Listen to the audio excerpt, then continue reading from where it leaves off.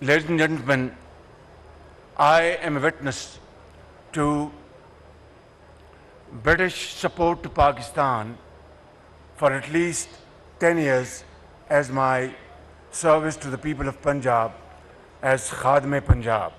DFID, which is a very important organ, and now it's been transformed into another into department, contributed during my watch something like 600 million pounds to Pakistan, all the provinces including Punjab.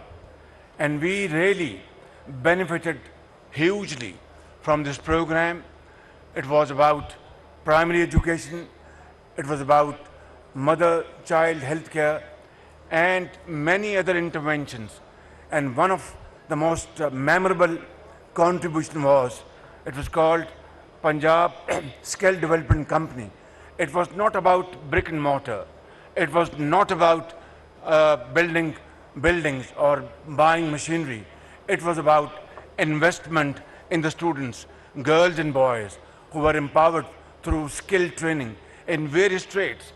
And we hired companies, invested in young students, and now by thousands they are great builders of Pakistan. This is what I think this British-Pakistani entire cooperation is all about.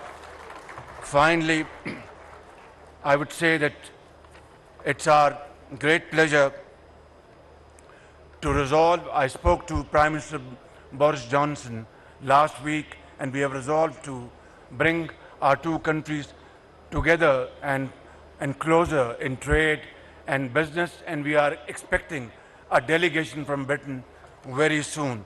Thank you very much for bringing this cricket team back to Pakistan after 17 years.